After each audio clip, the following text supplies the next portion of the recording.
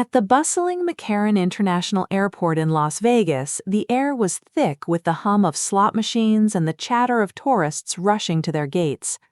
Elena Vasquez, 35, stood frozen at the check-in counter, her heart pounding as the reality sank in.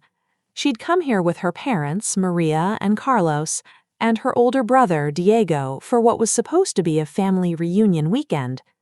Elena had footed most of the bill: hotel suites at the Bellagio, show tickets, even the flights from Chicago, hoping it would mend the growing rifts. But the argument had exploded like a firecracker in the terminal. It started over money, as it always did.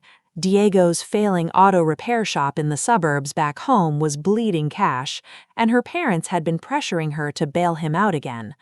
"You're the successful one, mija," her mother had said, eyes pleading. "With your marketing job, you can afford it." But Elena had finally put her foot down. After years of sending checks, co-signing loans, and dipping into her savings for their emergencies, she was done. She had her own life to think about. Her 8-year-old daughter, Sophia, back in Chicago with her ex-husband for the weekend, and a modest nest egg she was building for their future. "No more," she'd said firmly. "I need to prioritize us now." The backlash was swift and brutal. Diego sneered, calling her selfish and ungrateful. Her father shook his head in disappointment, muttering about how she'd changed since the divorce. Her mother, ever the mediator, tried to smooth things over but ended up siding with them. In the chaos, Diego had borrowed her phone to check the flight status, and her mother had held onto her wallet and passport for safekeeping during the trip. When they grabbed their boarding passes and headed toward security, Elena realized hers was missing. The airline agent confirmed it.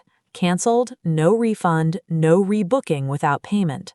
Her family didn't look back as they vanished into the crowd.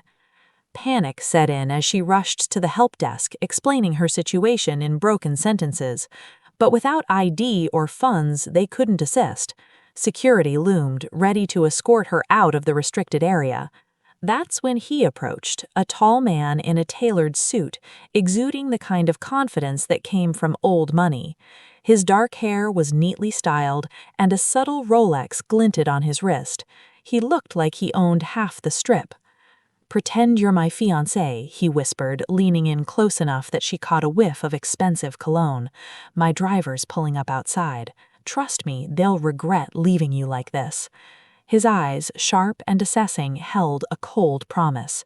In her desperation, Elena nodded, gripping his arm as they walked out together. The limousine was waiting curbside, sleek and black with tinted windows that blocked out the glaring Nevada sun.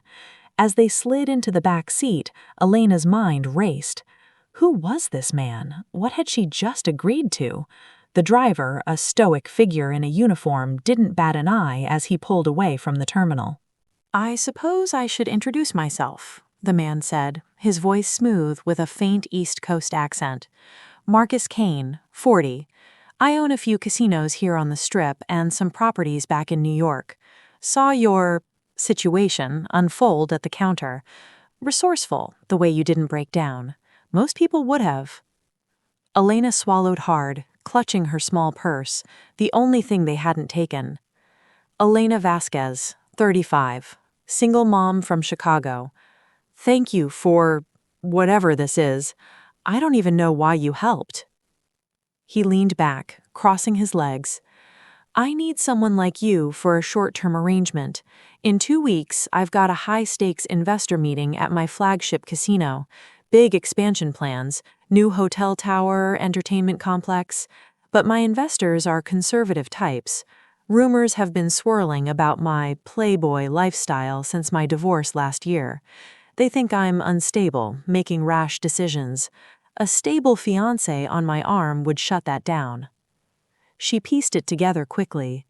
"So, fake engagement? For how long?" "Just through the meeting and a couple of related events. In return, I get you back to Chicago tonight on my private jet, set you up in a secure suite at one of my properties here until then if needed, $100,000 cash, a new phone, and I'll help you dig into what your family's really up to. That abandonment, It smelled planned. The number hit her like a jackpot bell. $100,000 could change everything for her and Sophia. But trust didn't come easy. What's the catch? Why me, a total stranger? Marcus met her gaze steadily.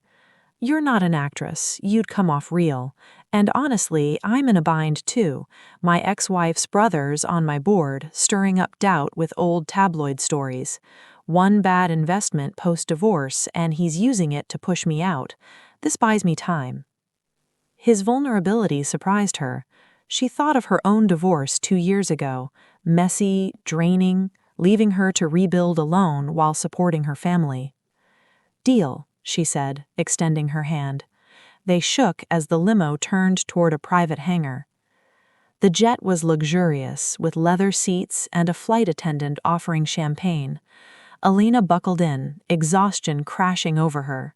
Marcus worked on his tablet across from her, giving her space. As the plane lifted off, she closed her eyes, the hum of the engines a temporary escape. They landed in Chicago under cover of night. A discreet car whisked them to Elena's modest apartment in Wrigleyville, where Sophia was staying with her father, but Elena had arranged a quick pickup. Marcus waited in the car while she hugged her daughter tight, explaining a work emergency to her ex. Back in the limo, he outlined next steps. She'd fly back to Vegas tomorrow for prep, with Sophia safe at a trusted nanny's.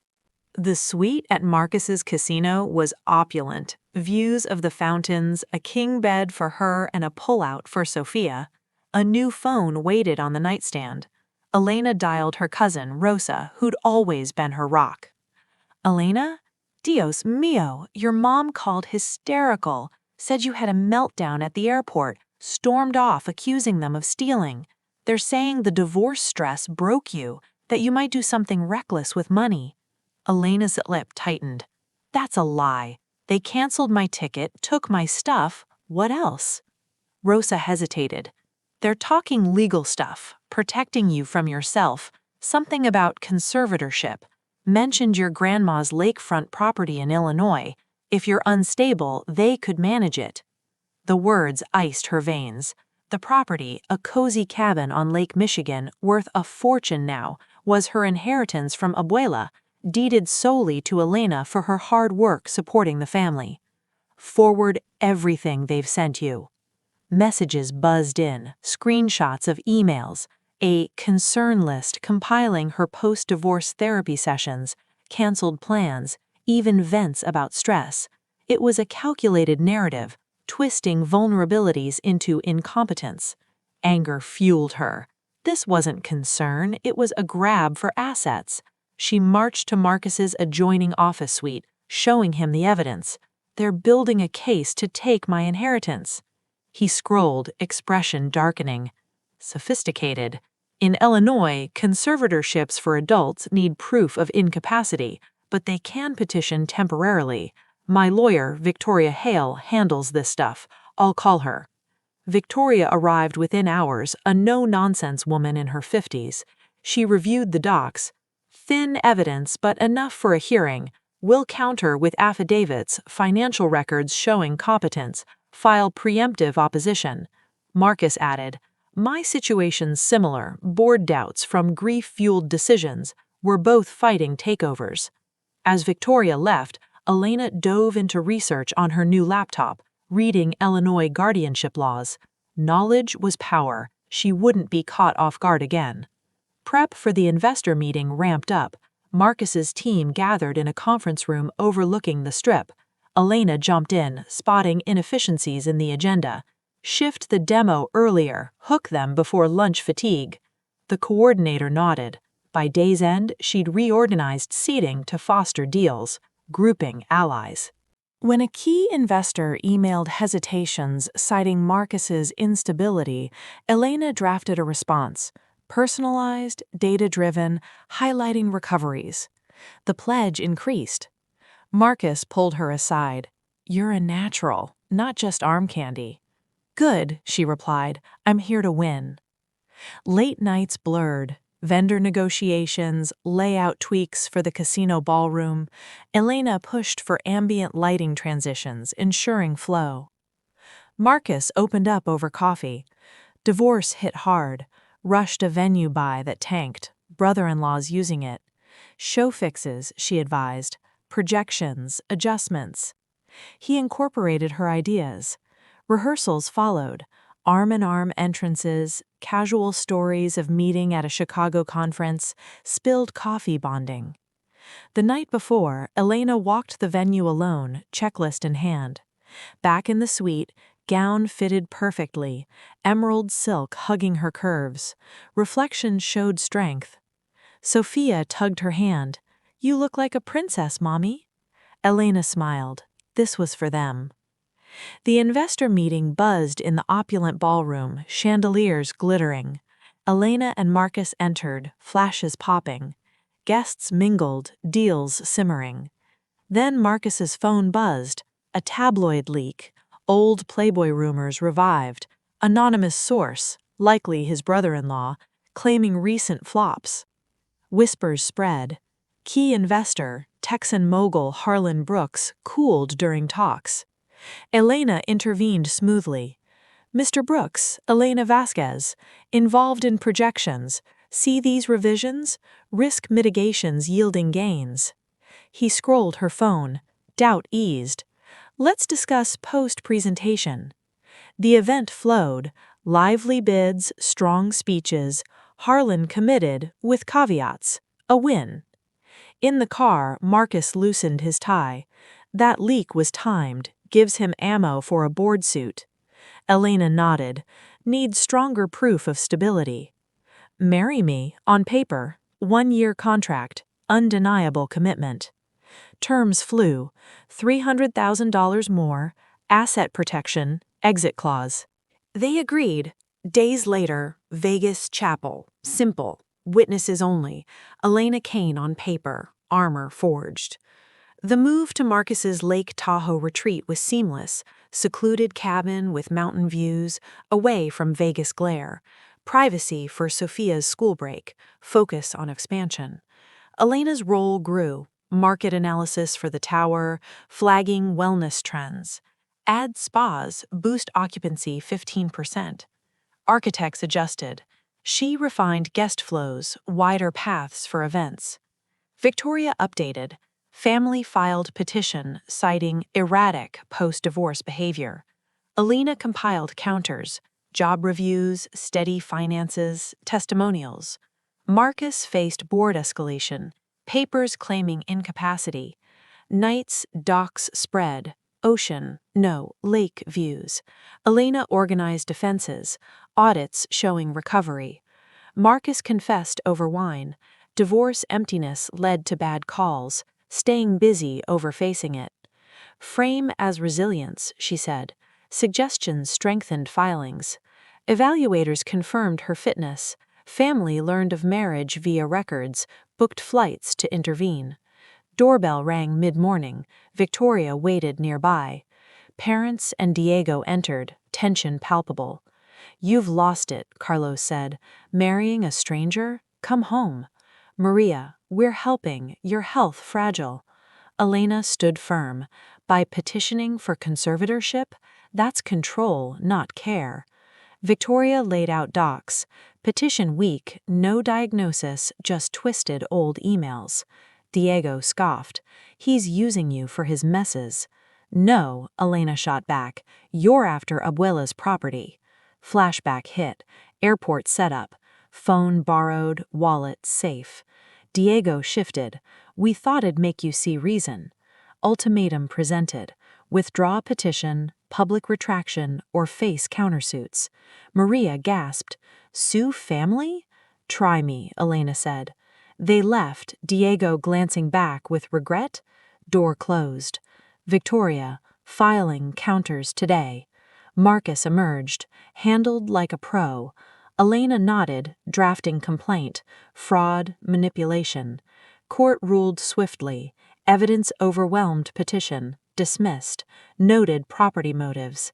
Ripple effects. Family lost community standing. Invite stride. Diego emailed apology, realized too late, guilt eats me. Elena read, closed without reply, bridges burned. Contract marriage dissolved amicably. Elena kept protections. Marcus won board fight, stability proven. They parted friends, check-ins occasional. Elena launched event firm. Small start, gala referrals grew. Corporate gigs, fundraisers, calendar full. Cabin became HQ, office below, living above. Renovations? Open, light-filled. Marcus consulted once for a retreat, walked shores, built solid. So did you. Years later, flagship event at Tahoe venue, guests raving. Terrace breeze, waves lapping. Betrayal hurts deep, but self-worth isn't blood-tied. Cutting ties, liberation. Freedom to define value, chase dreams. Healing from within, no permission needed for peace. Ending chapters, opens best ones. The days following the court victory were a whirlwind of newfound freedom for Elena. She threw herself into her budding event planning business with a fervor she hadn't felt in years. The cabin on Lake Michigan, once a distant dream of retirement, now pulsed with activity. Downstairs, she set up a sleek office space with whiteboards covered in timelines and vendor contacts. Upstairs, Sophia's room was painted in bright colors, a safe haven where laughter echoed again without the shadow of family drama. One afternoon, as she reviewed contracts for her first major client, a Chicago tech startup launching a product, she paused to reflect on how far she'd come. The $400,000 total from Marcus had seeded the business, website, marketing, even a small team of freelancers. But it was her skills, honed from years in corporate marketing and now sharpened by the high-stakes world of Vegas deals, that made it thrive. A knock at the door pulled her from her thoughts. It was Rosa, her cousin, bearing takeout from their favorite taqueria. "Celebration dinner," Rosa said, grinning. "Heard the petition was tossed. How are you feeling?" Elena hugged her tight. Relieved, empowered, like I can finally breathe. Over tacos, they dissected the family's fallout. "Your mom called me again," Rosa admitted, begging for mediation, said they're struggling without your help. Elena shook her head. "They made their choice. I can't keep enabling." Rosa nodded. "Proud of you, Prima. And this place, it's you, strong, beautiful." As evening fell, Elena tucked Sophia in, reading a story about brave adventurers. "Like you, Mommy," Sophia murmured sleepily. The business grew steadily. A non-profit gala followed the tech launch, then a wedding for a local celebrity. Referrals poured in, her reputation for flawless execution spreading. She hired a full-time assistant, Mia, a young go-getter fresh from college, and together they tackled bigger events. Marcus checked in via email. "Heard about your firm. Impressive. Need advice on a corporate retreat?" She smiled, replying with details. Their friendship was easy, platonic, built on mutual respect, not romance. But echoes of the past lingered. A letter arrived from her father, handwritten and trembling. "We were wrong. Please forgive." Elena stared at it, emotions swirling. Forgiveness? Maybe someday, but reconciliation? Not without change. She filed it away, focusing on the future. A big contract landed, planning a charity ball for a Chicago hospital. Budget big, stakes high. Elena dove in, scouting venues, negotiating with caterers, designing themes inspired by the city's skyline. During a site visit to a downtown ballroom, her phone buzzed. Diego. She let it go to voicemail. "Elena, it's me. I know I don't deserve it, but I need to talk. The shop's closing. Mom's health is bad. We miss you." Guilt tugged, but she pushed it down. They'd had chances. The ball was a success. Record donations, rave reviews. Elena's name made local news. Rising star in event planning overcomes family betrayal. Interviews followed, but she kept details vague, focusing on empowerment. Sophia thrived too, excelling in school, joining soccer. Weekends at the lake became their ritual. Picnics, kayaking, building memories free of toxicity. One evening, as sun set over the water, Elena sat on the dock, journal in hand. Betrayal had scarred, but it had also revealed her strength. Family wasn't always blood, it was choice. She closed the journal, ready for whatever came next. Expanding the backstory. Let's go back to the beginning to flesh out. Elena Vasquez had always been the reliable one in her family. Growing up in a tight-knit Latino community in Chicago's Pilsen neighborhood, she was the first to graduate college, landing a marketing job at a mid-sized firm. Her parents, immigrants from Mexico, had worked hard, her father as a mechanic, mother as a seamstress, but money was tight. Diego, 2 years older, had dropped out of community college to start his shop, but poor management kept it on life support. Elena's checks became the lifeline. The divorce from Sophia's father, a high school sweetheart turned distant partner, had been the turning point. He'd cheated, leaving her with custody and bills. Her family rallied at first, but soon the asks resumed. Just this once, they'd say. The Vegas trip was meant to be a reset. Elena booked it all, hoping fun would heal, but tensions simmered. At a dinner show, Diego complained about loans. "You make good money, help a brother out." "No," she said, "Sophia needs college fund." The fight escalated in the hotel lobby, voices raised. "Ungrateful," her mother whispered. Airport morning, they moved fast. Diego needed her phone for maps. Mother held wallet for tickets. Cancellation done quietly. Stranded, her mind flashed Sophia. How would she get home? Marcus's intervention was a lifeline. In the limo, she quizzed him. "How do I know you're not a creep?" He chuckled. "Google me. Kane Enterprises. Public figure. This is business." She did, on the new phone he handed her. Articles confirmed. Casino mogul, philanthropist, recent divorce from a socialite. On the jet, they talked more.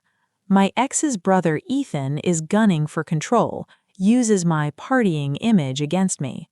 Elena shared her story. "Family sees me as ATM.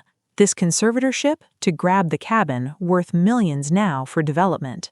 Sympathy bonded them. In Chicago, retrieving Sophia, her ex raised an eyebrow at the limo. "New boyfriend?" She said, "Work." Sweet life in Vegas was surreal. Sophia loved the pools. Elena balanced mom duties with prep. Team meetings, she shone, reorganizing logistics. Add interactive elements, engage investors early. Marcus praised her. "You're turning this into a slam dunk." Vendor drama, florist late. Elena negotiated, calm under pressure. Rehearsals, chemistry built. Story evolved. Met at a marketing conference, bonded over bad coffee. Gown fitting, curves accentuated, confidence boosted. Meeting day, adrenaline high. Leak hit hard. Elena's intervention with Harlan saved the day. Proposal in car, shock, then logic. Chapel, vows practical, rings simple. Tahoe retreat, serenity. Sophia played in snow. Elena analyzed markets, suggested eco-features for tower. Sustainability draws millennials. Design tweaks followed.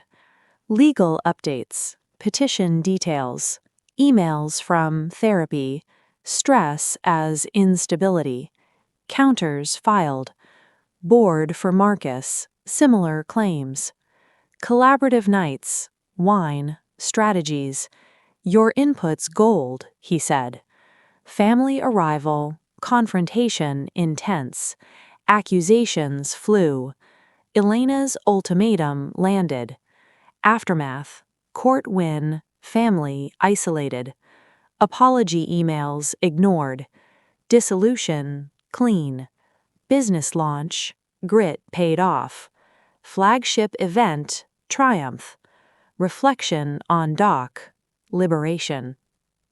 But for this response, I'll write the first part as a long narrative, stopping naturally, say after the family confrontation, leading into the court and resolution for the bustling Harry Reid International Airport in Las Vegas. The air hummed with the incessant chime of slot machines and the hurried footsteps of travelers. Elena Vasquez, 35, stood frozen at the check-in counter, her heart slamming against her ribs like a trapped bird. The family reunion weekend she'd organized and largely funded had devolved into a nightmare. Her parents, Maria and Carlos, and her older brother, Diego, had turned on her in an instant. What started as a tense discussion about money had escalated into a full-blown argument right there in the terminal. Elena had always been the family's rock. As a marketing specialist in Chicago, she'd climbed the corporate ladder while sending home checks to cover Diego's failing auto repair shop, her parents' medical bills, and whatever emergency arose. The trip to Vegas was her attempt to reconnect after her divorce 2 years earlier, a messy split from Sophia's father that left her with primary custody of their 8-year-old daughter and a mountain of emotional debris. She'd paid for the flights, the suites at the Bellagio, the Cirque du Soleil tickets, hoping the glitz would paper over the cracks. But at dinner the night before, Diego had pushed too far. "You make 6 figures now, sis. Loan me $20K for the shop. It's family." "No," Elena had said firmly, her voice steady despite the knot in her stomach. The backlash was immediate. Diego called her selfish, a city girl who'd forgotten her roots. Her father shook his head in disappointment, muttering about duty. Her mother, tears in her eyes, accused her of letting the divorce make her bitter. In the chaos of packing that morning, Diego had borrowed her phone to check emails, and Maria had insisted on holding her wallet and passport for safekeeping during the group check-in. Now, as Elena stared at the airline agent, the truth hit. Her return ticket to Chicago had been canceled. No explanation, no refund. Her family had collected their boarding passes and walked away without a glance, disappearing through security. Panic surged as she rushed to the help desk, explaining in frantic bursts. But without ID, cash, or a phone, they couldn't help. Security officers approached, their expressions stern. "Ma'am, you need to exit the restricted area." That's when he appeared, a tall, impeccably dressed man in a charcoal suit, exuding the quiet authority of someone used to commanding rooms. His dark hair was perfectly styled, and a subtle gold watch caught the fluorescent light. He looked like he belonged in a boardroom, not mingling with the tourist crowd. He'd been watching from a distance, his sharp eyes taking in her desperation without pity. "Pretend you're my fiancé," he whispered, leaning close enough that she caught the faint scent of sandalwood cologne. "My driver's arriving outside. Trust me, they'll regret this." His voice was calm, laced with a cold edge that promised retribution. In that moment of sheer vulnerability, Elena gripped his arm and followed him out, her small carry-on bag her only anchor. The limousine idled curbside, sleek and anonymous amid the taxis and shuttles. As they slid into the plush back seat, the driver, a silent, uniformed man, pulled away smoothly, the airport fading in the rear view. Elena's mind raced. Who was this stranger? What had she just stepped into? The tinted windows blurred the desert landscape, offering a false sense of privacy.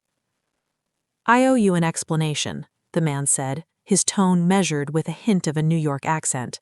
"Marcus Kane, 40. I own Kane Enterprises, casinos on the Strip, real estate in New York and LA. I overheard your argument earlier and saw how they left you. You didn't crumble, you fought to fix it. That's impressive." Elena exhaled shakily, still clutching her bag. "Elena Vasquez, 35, marketing specialist from Chicago, single mom. Thank you for whatever this is, but why help a stranger?" Marcus leaned back, crossing his legs casually. "I'm not altruistic. I need someone resourceful for a short-term role.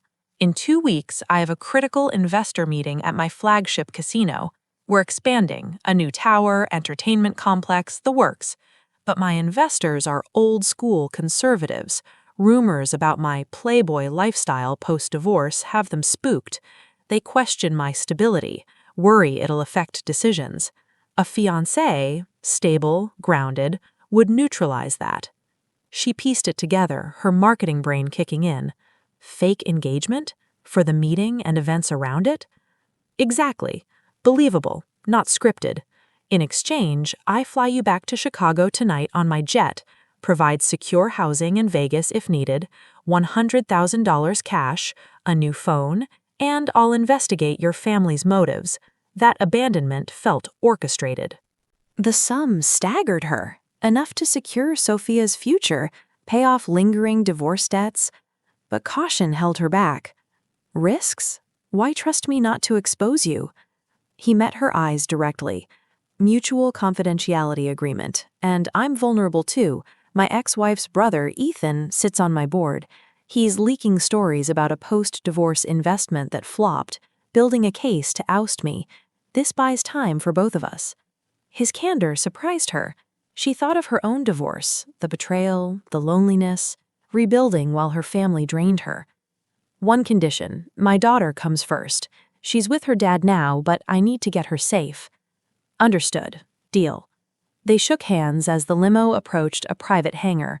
The jet waited, engines warming, its interior a haven of leather and dim lighting. Boarding, Elena buckled in, exhaustion washing over her. Marcus worked quietly on his laptop, respecting her space. As the plane ascended, the lights of Vegas twinkled below like scattered diamonds. For the first time that day, she felt a glimmer of control. They touched down in Chicago after dark, a car waiting on the tarmac. Marcus stayed in the vehicle while Elena retrieved Sophia from her ex's apartment, explaining a last-minute work trip. Sophia, sleepy but excited, climbed into the limo with wide eyes. "Is this a movie, Mommy?" Back in Vegas by dawn, they settled into a penthouse suite at Marcus's casino, overlooking the fountains, with a kids' area for Sophia. A new phone sat charging. Elena called her cousin Rosa, her confidant since childhood. "Elena? Thank God. Your mom called 3 times, freaking out, said you had a breakdown at the airport, paranoid, accusing them of theft. They're portraying you as unstable from the divorce stress, like you might hurt yourself or squander money." Elena's stomach twisted. "Lies. They stranded me, took my things. What else?" Rosa sighed. "Legal talk, protecting you, conservatorship. They mentioned Abuela's lakefront property. If you're incapable, they could control it to save it from bad decisions." The words landed like a punch. The cabin on Lake Michigan, a serene 2-bedroom worth millions in today's market, was Elena's sole inheritance from her grandmother, who knew how much Elena had sacrificed. Forward everything they've sent. Notifications flooded in. Screenshots of emails, a drafted concern list citing therapy sessions, missed social events, even private vents about post-divorce anxiety. It was a meticulously crafted narrative, exploiting real struggles to paint her as incompetent. Rage replaced fear. This wasn't worry, it was a power grab. She stormed to Marcus's adjoining office, showing him the evidence. "They're positioning for my inheritance." He reviewed it, brow furrowing. Calculated. In Illinois, adult conservatorships require proof of incapacity, but temporary ones can be granted on risk claims. My lawyer, Victoria Hale, specializes in asset protection. I'll loop her in. Victoria arrived swiftly, a sharp-dressed woman in her 50s with a briefcase full of precedents. She scanned the docs. Weak on substance, no medical diagnosis, but enough for an initial hearing if uncontested. We'll file opposition, affidavits of competency, financial records, testimonials from colleagues. Ethan's pulling similar tactics on me, grief as instability. Transparency, my position's shaky too, Marcus added quietly. As Victoria departed with instructions, Elena opened a laptop Marcus provided, diving into Illinois guardianship laws. Petitions, hearings, evaluators, she absorbed it all. No more passivity, knowledge was her weapon. Planning for the investor meeting intensified. Marcus's team convened in a glass-walled conference room, spreadsheets and mock-ups scattered. Elena didn't wait for invitation. "Can I see the agenda?" she asked the lead coordinator, pulling up a chair. Within minutes, she spotted flaws. These presentations overlap, shift the demo to energize early, and seeding group potential allies to spark organic talks. The team exchanged glances, but Marcus nodded approval. By session's end, she'd restructured the flow, avoiding bottlenecks and maximizing networking. When a hesitant investor emailed citing leadership concerns, Elena drafted the reply, warm, data-backed, highlighting recent wins.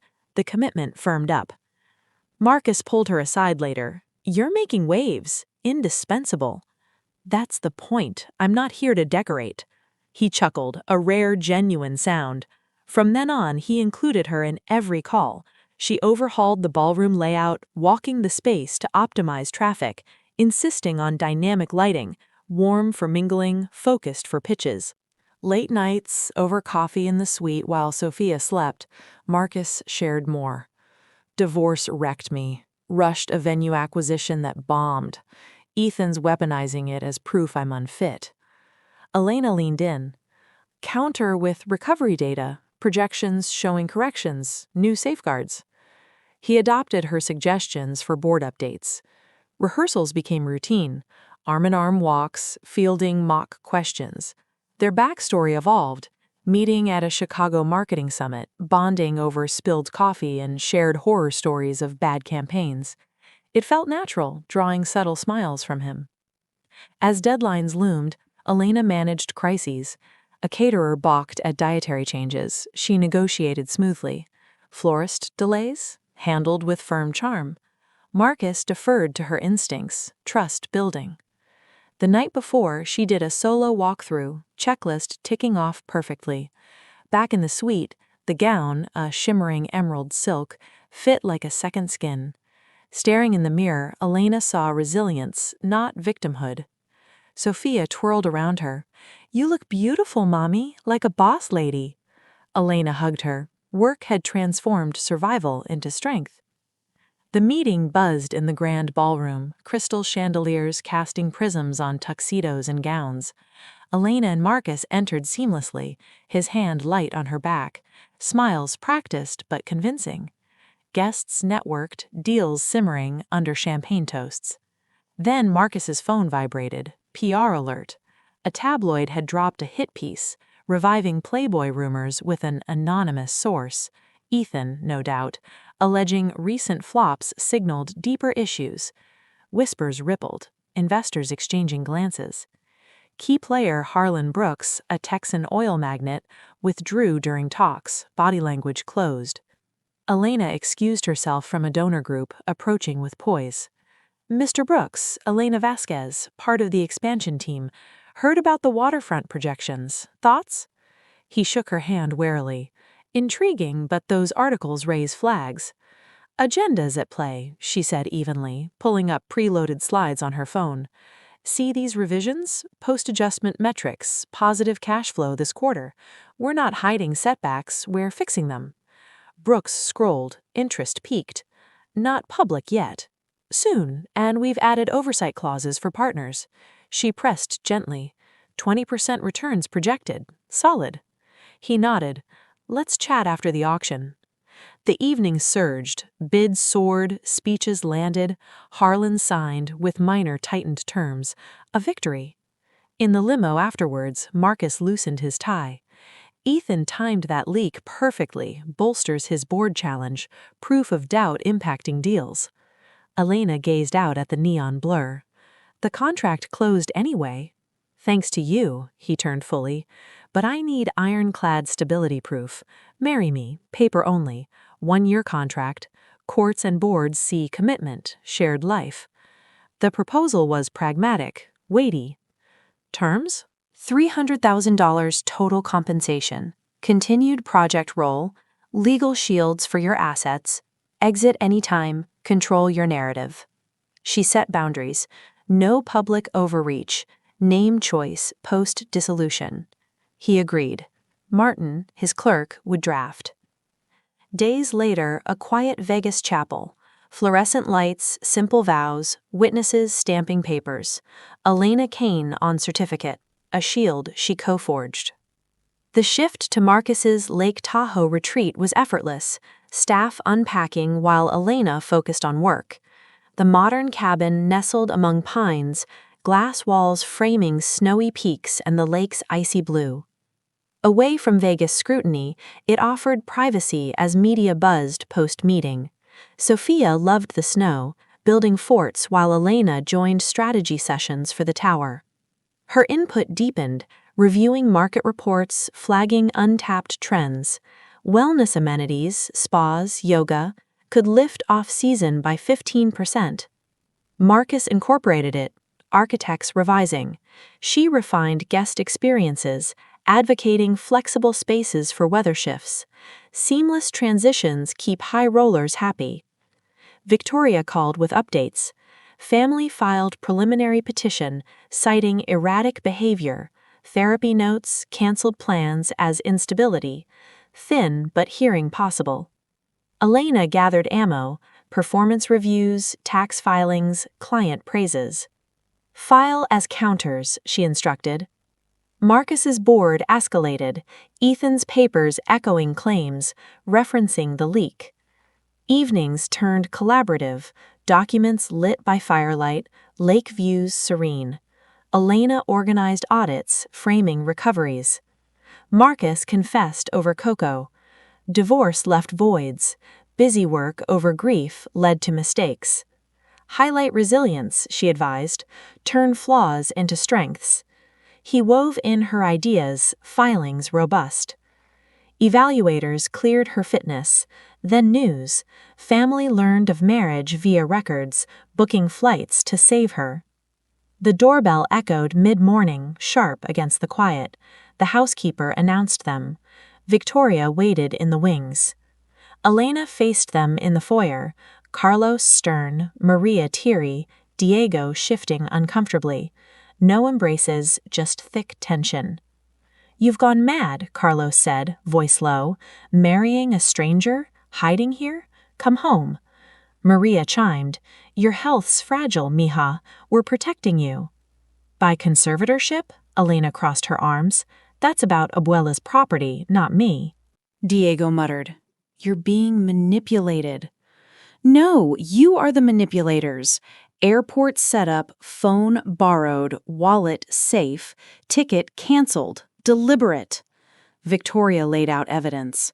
"Petition lacks proof, just twisted old emails. New York law, wait, Illinois law sees through it." Maria flushed.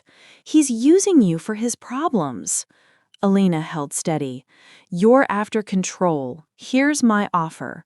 Withdraw, public statement it's unfounded, or face suits for fraud, distress." Carlos scoffed. "Sue family? Absolutely." Diego's eyes welled. "Didn't mean it to go this far. Thought you'd see reason." "You enabled it." Elena's voice cracked slightly, but resolve held. They turned to leave, Diego lingering at the door with a raw glance. Guilt, perhaps regret. Then gone. Victoria gathered papers. Counters filed today. Marcus appeared from the hallway. "You were unbreakable." Elena exhaled, the weight lifting slightly. But the battle wasn't over. Court loomed and deeper healing awaited.